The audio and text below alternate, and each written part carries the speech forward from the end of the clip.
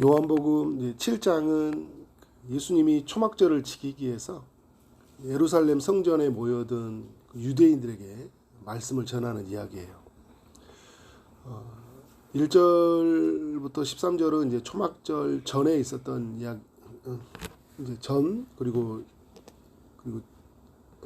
초막절이 진행된 이야기라면, 14절부터 24절까지는 이제 초막절 중간에 있었던 이야기죠. 이제 유대인들이 이제 예수님에게 그 세 가지 질문이 있다라는 것을 우리가 볼 수 있어요. 예수님의 예수님을 향한 첫 번째 질문은 뭐냐면, 예수님의 그 가르침을 보면서 누구에게 배웠냐라는 거죠. 14절 이후부터 질문이 나오는데, 예수님이 이제 성전에서 말씀을 가르치는데 너무 탁월하잖아요. 자기들은 지금 이렇게 같이 공부하는, 같이 수학하는 사람들이 있는데, 예수님은 보면 어디 출신도 아니잖아요. 그런데 말씀을 너무 능통하게 잘 전하니까 어디 출신이냐라는 걸 이제 묻고 있는 거죠. 예수님이 어떻게 대답합니까? 자신은 이제 전하는 이 교훈은 16절에 보니까 내 교훈은 내 것이 아니요 나를 보내신 이의 것이니라. 하나님이 예수님을 보내셨잖아요. 하나님께로부터 받은 교훈이라는 거예요. 나는. 사실 맞죠, 여러분. 우리가 저도 중신대 신대원에서 공부를 하고 또 많은 사람들 영향을 받았지만, 저한테 영향을 준 사람, 또 신학교 교수님이 1차적으로 되지만, 사실 따져보면 누가 주신 거예요? 하나님이 이제 알려주신 거죠. 근데 예수님은 하나님이셨잖아요. 하나님이셨고 아들의 모습으로 이 땅에 오셨어요. 근데 예수님은 철저하게 자기 자신을 낮추고, 내가 너희에게 전하는 말은 아버지께서 주신 것이다. 나를 보내신 이가 주신 것이다. 라고 이야기를 해주고 있어요. 사람들은 어떻게든지 책을 잡아서 예수님의 가르침을 어떻게 해요? 잘못됐다 라고 정의를 해줘야지 예수님의 가르침을 받은 사람들이 영향을 받지 않을 거 아니에요. 그죠? 그래서 예수님은 잘못 배웠다. 저 사람은 우리가 말하는 것과 다른 것을 추구하고 있다는데, 근데 예수님은 뭐라냐면 이건 하나님께로부터 온 거다. 이렇게 딱 정리를 해버리는 거예요. 입을 다물게 만드는 거죠. 두 번째 질문은 뭐냐면 이제 25절 이하의 이야기인데, 예수님을 향해서 이제 어떤 질문이냐면, 맥락은 예수님이 메시아 곧 그리스도가 맞냐라는 거예요. 어떤 사람은 예수님을 이제 메시아라고 인정을 했지만, 오늘 이렇게 쭉 흐르는 맥락 이렇게 보면요, 예수님의 그 출신지를 이유로 부정을 해요. 갈릴리에서는, 나사렛에서는 선한 것이 날 수 없다. 다른 성경에 이야기를 하잖아요.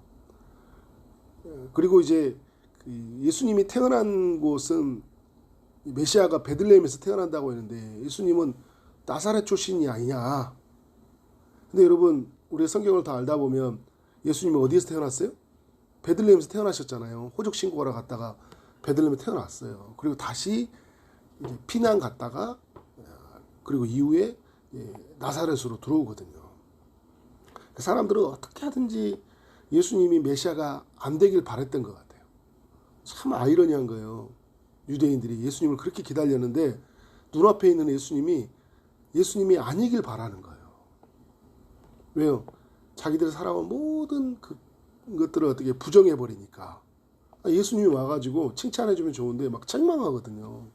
너희는 아니라고 그러고 해칠한 무덤이라고 하고. 나를 부정하니까 어떻게 하는 거예요? 견디지를 못해. 그러면 엎드려져야 되는데 어떻게 나를 증명하려고 상대방을 누르는 거예요. 내가 옳다 하는 것을 증명하려고. 근데 그게 누구든지 상관없어요. 예수님을 인정하지 않는 거잖아요. 29절에서 보면 예수님이 뭐라고 하냐면, 예수님은 자신은 내가 그에게서 났다. 그거는 무슨 말이에요? 이 말은 하나님에게 났다는 이야기죠. 그가 나를 보내셨습니다. 하나님이 나를 보내셨다. 계속 이야기하고 있어요. 자신이 전하는 교훈도 나를 보내신 이의 것이다. 나는 하나님에게 났고 하나님이 나를 보냈다라는 거예요. 그래서 여러분 무슨 말이에요? 자신은 메시아 곧 그리스도다라는 거예요. 이 땅을 구원하기 위해서 온 메시아라는 거예요. 근데 이 말을 들은 유대인들이요, 30절에 보니까 예수를 잡고자 하네요. 왜냐하면 그리스도다, 메시아다라는 것은 신성모독이거든요. 그런데 손을 댈 자가 없어요. 왜 손을 못 댑니까? 아직 때가 이르지 아니하였기 때문에. 44절에서도 손을 대지 못하는 이야기를 다시 반복해서 이야기해주고 있거든요. 그래서 우리가 알아야 되는 게 뭐냐면요, 주님이 허락하지 않으면요, 주님의 때가 되지 않으면 못 건드려요. 우리가 이렇게 막 나가서 복음 전하면 맞아 죽을 것 같고, 그리고 욕 먹을 것 같고, 이 사회에서 왕따 당할 것 같고 막 이렇잖아요. 우리 가정에서 또 우리 주변에서 주님의 때가 허락하지 않잖아요. 사람들이 건들지를 못해요. 그러니까 고난 받아서 십자가에 죽을 때가 아직 안 된 거예요. 여전히 사람들에게 마음에는 거부감이 있죠. 오늘 또 말씀에 보면 계속 예수님을 책 잡으려고 하고, 그래 잡히기만 하면 죽이려고 하는 거거든요. 그리고 마침 잡힌 거예요. 그리스도다고? 네가 어떻게 그리스도야? 어떻게 네가 함부로 메시아라고 말할 수 있냐는 거예요. 여러분 우리 중에 막 어떤 사람이 나 예수다 그러면 다 깜짝 놀랄 거 아니에요. 그런 상황이에요. 그런데 사람들이 예수님을 잡지를 못해요. 아직 때가 되지 않았기 때문에. 그래서 참새 한 마리도요, 하나님의 허락 없이는 안 떨어지는 거예요. 늘 기억해야 돼요. 때가 되지 않으면, 허락되지 않으면 어떤 일도 일어나지 않아요. 이게 하나님 나라의 신비예요. 32절 이하는 세 번째 질문인데, 예수님은 이제 어디로 가느냐라는 거예요. 예수님을 이제 잡으려고 막 아랫사람들 보내거든요. 보내니까 이제 그러면 도망가야 되겠는데, 예수님이 뭐라고 하냐면 33절에서 너희와 함께 조금 더 있다가, 지금 이제 조금 더 있을 시간이라는 거예요. 그래서 어디로 간다고요? 나를 보내신 이에게 가노라, 돌아가겠노라. 이 이야기는 어떤 이야기입니까? 이후에 조금 더 있는 시간을 보낸 다음에 십자가에서 죽으시고 부활 승천하셔서 하나님께로 돌아간다는 이야기잖아요. 제자들은 이런 이야기 들으면 무슨 이야기인가 했을 거예요. 그죠? 나중에 이제 예수님 부활 승천한 다음에 이 이야기가 다 정리되겠죠. 와. 그래서 여러분 우리가 하나님을 알아갈 때 보면 지금은 이렇게 좀 되게 어려운 이야기들인데 어느 순간에 이 말씀이 이렇게 해서 해주셨던 거구나. 퍼즐처럼 돼 있던 말씀이 막 연결이 돼요. 정리가 돼요. 근데 주님이 이야기해요. 너희가 나를 찾아도 만나지 못할 터이요 나 있는 것에 오지도 못하리라. 하늘로 올라가신 주님을 어떻게 해요? 찾지 못하는 거예요. 오지도 못하는 것으로 주님은 올라가신다라는 거예요. 그래서 주님은 죽음으로 이 땅에서 사라질 자가 아니라 부활로 말미암아 하나님께로 돌아가는 분이다. 주님은 여러분 사라지는 게 아니에요. 이 땅에서 십자가의 죽음으로 하늘로 올라가신 거예요. 그러니까 우리가 어떻게 정리하냐에 따라서 삶이 완전히 달라져요. 제자들도 그랬잖아요. 처음에는 사라져 버렸잖아요. 십자가에서 죽음으로. 얼마나 큰 절망이에요. 그런데 다시 살아나신 다음에 하늘로 올라가신 주님을 만나면서 어떻게 완전히 생각이 바뀌어 버리잖아요. 그러니까 어제도 말씀을 나눴죠. 부활로 말미암아 너희가 알리라 이야기했잖아요. 6장에서. 그리고 하나님이 보낸 성령으로 말미암아 알게 돼요. 부활하신 주님이 누구를 보내셔요? 하늘로 승천하시면서 성령을 보내시잖아요. 그러면 삶이 완전히 정리가 돼요. 내가 믿는 게 분명해져요. 이게 분명하지 않으니까 되게 신앙생활이 모호해요. 현세 중심적으로. 부활신앙이 아니라 그냥 이 땅에서 잘 먹고 잘 사는 정도로 살아버려요. 주님을 잘 알면 다른 생각과 관점이 확 들어오는 거예요. 어떻게 살아야 되지? 주님이 나에게 뭘 말하는 거지? 그럼 이 땅에서 나는 어떤 삶을 살아야 되지가 정리가 되는 거죠. 그러니까 하나님이셨던 예수님이 인간의 몸을 입고 오셨는데 다시 이제 하나님이 자정하셨던 그 보좌 우편에 다시 올라가시거든요. 그러니까 오늘 이 세 가지의 그 질문과 답을 정리해 보면 예수님은 그 하나님께로부터 와서 교훈을 주시는 분이다. 예수님은 하나님이 보낸 그리스도다, 메시아다. 그리고 예수님은 다시 하늘로 올라가실 하나님이시다. 이걸 이제 요한복음 7장에서 드러내주고 있는 거예요. 그럼 사람들은 어떻게 해요? 이 예수 앞에 나와야 되죠. 이 예수 앞에 엎드려야 되죠. 그런데 예수님이 오늘 친절하게 어떻게 하신지 아세요? 명절 끝날이 되었을 때, 초막절이 되면 물을 붓는 게 있어요. 초막절 때 되면 이제 그 광야에 나가서 7일 동안 천막 짓고 살잖아요. 이스라엘 백성들이 그 애굽에서 구원해주고 해서 기념하기 위해서 그 초막을 지어놓고 거기서 이제 하는데 마지막 날에 그 광야에서 물이 나왔잖아요. 모세가에서 반석을 치면서 물이 나왔잖아요. 그렇죠? 그 물이 나온 걸 기념하기 위해서 초막절이 되면 그때 물을 붓는 의식이 있어요. 근데 물을 붓는 의식을 행할 때거든요. 마지막 날이니까. 그런데 주님이 뭐라고 이야기하냐면 누구든지 37절에 보니까 예수께서 예체 이르시되 누구든지 목마르거든 내게로 와서 마시라 이야기하는 거예요. 사람들은 뭐 하냐면 그 초막절에 마지막에 의식적으로 흐르는 그 물을 먹으면서 뭐예요? 아, 물 마셨다. 초막절. 그래서 이제 그 육체적인 갈증이 해결되는 그 기쁨들 있잖아요. 그리고 뭔가 이렇게 의식을 치우면서 아, 나 이런 참 목마름이 너무 좋다. 막 이렇게 정도만 생각했을 거예요. 예수님이 뭐라 하냐면 이거 말고 누구에게 오라는 거예요? 나에게 오라는 거예요. 나에게 오라. 그래서 여러분 교회는 주님에게로 가야 돼요. 항상 우린 주님을 못 만나면 목마르다니까요. 아무리 막 행사를 해보세요. 성경도 많이 읽어보세요. 그리스도를 만나지 못하잖아요. 그럼 목말라요.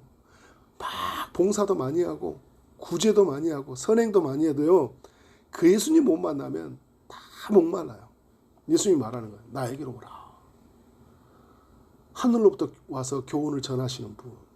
하나님이 보낸 메시아 그리스도. 하늘 보좌에서 그 영광을 버리고 이 땅에 몸을 입고 오셔서 다시 보좌에 올라가신 그리스도 오늘 우리에게 오라는 거예요. 나를 믿는 자는 성경 이름같이 그 배에서 무엇이 흘러나온다고요? 생수의 강이 흘러나온다라고 이야기하고 있어요. 39절에 이게 뭐냐라는 걸 알려줄 때 이는 그를 믿는 자들이 받을 성령을 가리켜 말씀하신 것이라. 예수께서 아직 영광을 받지 아니하였으므로 이제 가로표에 써져 있죠. 이제 다른 사본에는 없다라는 거예요. 어떤 사본에는 있고 아직 영광을 받지 아니하였으므로 성령이 아직 그들에게 계시지 아니하시더라. 무슨 말이에요, 여러분? 아직 성령이 임하지 않았잖아요, 그죠? 그걸 해석해 주는 거예요. 성령이 이제 나중에 임하잖아요. 성령이 임하면 우리의 삶에 어떤 일이 일어난다는 거예요? 목마름이 사라지는 생수의 강이 흘러진다는 거예요. 이게 참 신비해요. 하늘로 올라가시면서 누구를 보내셨죠? 성령을 보내셨죠. 근데 성령을 보내셨다라는 것은 우리의 삶에 어떤 일이 일어난다는 거예요? 생수의 강이 흐른다라는 거예요. 에스겔 47장처럼 성전에서 흐르는 물이 나와서 그죠? 만국을 치료하는 물이 되어버리잖아요, 그죠? 깊은 그 물에 잠겨서 사람들이 목마름이 사라지고 우리의 삶의 그 아픔들, 죄들이 치료되는 일들이 막 일어나잖아요. 사람들이 이제 이 예수 그리스도 앞에 나아가야 되죠. 40절에 보니까 어떤 사람은요, 이 예수님 앞에 선지자다라고 고백하는 사람이 있어요. 하나님 말씀을 전하는 선지자라고 반응하는 사람이 있는 거예요. 아, 이분은 그러니까 하나님께로 이거 믿는 거예요. 저분이 전하는 교훈은 하나님께 받아서 주는 교훈이다. 그게 선지자잖아요. 하나님 주신 말을 전하는 사람들. 선지자다라고 이야기를 하는 거예요. 41절에서는 그리스도다라고 이야기해요. 그리스도다. 어떤 사람은 그리스도다. 아, 저분은 우리를 구원하기 오신 메시아다. 이렇게 반응하는 거예요. 그런데 어떤 사람은 이렇게 해요. 어찌 갈릴리에서 나오겠느냐. 그러니까 자기의 그 지식이 발목을 잡는 거예요. 갈릴리에는 선한 것이 나올 수 없다. 그리고 그 이후에 뭐냐, 베들레헴에서 42절에 베들레헴에서 나오지 않으라고 그렇게 말했지 않냐. 미가 선지자가 그렇게 말했거든요. 그러나 여러분 예수님을 조금만 더 깊이 알면 예수님은 어디서 나왔어요? 베들레헴에서 태어났잖아요. 그러니까 우리가 예수님을 아주 희미하게 아니까 힘든 거예요. 그러고 나서 그리스도를 못 믿어버리잖아요. 조금만 알면 그리스도가 누군지 알게 되는 거예요. 그리스도다 이야기하는 거예요. 저는 이게 너무 감사한 게 뭐냐면 저와 우리는 이 자리에 앉아 계신 분들은 그리스도를 누구로 만나고 있어요? 하나님 보낸 자 메시아고 그리스도죠. 그리고 하늘로 올라가신 하나님이시잖아요. 보좌 우편에 계신 성령을 보내신 분이라고 우리가 믿으시죠? 그 주님이 우리에게 말씀하세요. 내게로 오라는 거예요. 내게로 와서 이제 뭘 마시라는 거예요? 내가 주는 물을 먹으라는 거예요. 사마리아 여인에게 줬던 초청을 이방 땅에서 그러니까 북이스라엘에 가가지고 그 초청을요 했던 이야기를 이제 그 유대 이스라엘 백성들 예루살렘에서 그 초막절을 지키기에 모여든 사람들을 향해 전해주고 있어요. 너희도 내게 와서 마시라는 거예요. 여러분 그래서 여러분 주님을 만나야 되는 거예요. 주님을 만나면요 성령이 우리 가운데 임재하셔서 어떻게 해요? 성령이 하시는 일은요 물이 하는 일과 똑같아요. 물을 마시면 어떻게 해요? 물은 우리의 몸에서요 어디로 향하는지를 정해져요. 그래서 모든 장과 혈과 세포에 막 우리가 들어가지 말라고 해도 다 들어가잖아요. 가장 필요한 것을 향해 물이 막 들어가요. 성령님도 마찬가지예요. 예수님이 보내신 성령님, 예수님에게로 가면 우리 안에서 임하신 성령님이 어떻게 하는 거예요? 우리가 요구하기도 전에 우리의 몸 구석구석에 물이 흘러가듯이 우리의 영혼 구석구석 흘러들어가고 깊은 곳에 흘러들어가고 가장 목마른 곳에 우리를 향해 들어가니까 어떻게 하는 거예요? 갈증이 사라지는 거예요. 이게 여러분 이게 신앙생활이에요. 예수 믿는 거예요. 득도하는 게 아니라 막 고행해서 뭐를 만나는 게 아니라니까요. 성령을 통해서 하나님의 은혜를 경험하는 거예요. 그래서 여러분 지금은 은혜 받을 때고 구원 받을 때라고 이야기하는 거예요. 예수님 안에서. 오랜만에 은혜 받는 게 아니라니까요. 수련회 가서만 은혜 받는 게 아니라니까요. 예수 만난 사람들이 은혜 받는 거예요. 예수님에게로 나아가는 사람들이 은혜 받는 거예요. 그래서 우리에게 있는 모든 슬픔들, 우울들, 아픔들, 근심들, 걱정들 다 씻어내버려요. 이게 주님의 능력이에요. 우리의 죄 다 씻어냅니다. 이 예수께로 나아가 우리의 목마름이 사라지는 오늘 하루 평생의 삶이 되어지기를 주님의 이름으로 축원합니다. 네, 기도하도록 하겠습니다.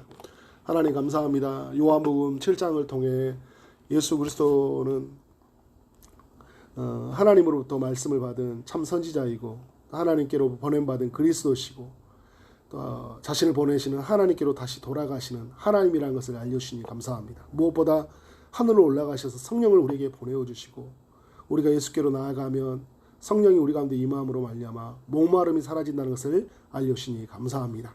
우리의 영혼 깊은 곳에서 성령님이 생수의 강을 흘러나오게 하신다는 사실을 알고 날마다 예수께로 나아가 그래서 예수 충만, 성령 충만한, 말씀 충만한 삶으로 살게 하여 주옵소서. 오늘 또 주의 응답을 기다리는 백성들 위해 주님이 찾아가셔서 하나님이 일하여 오시되 하나님이 친히 만져주시고 하나님이 친히 응답하여 주심으로 살아계심이 온전히 드러나는 삶이 되게 하여 주옵소서. 예수 그리스도 이름으로 기도를 쌓옵나이다. 아멘.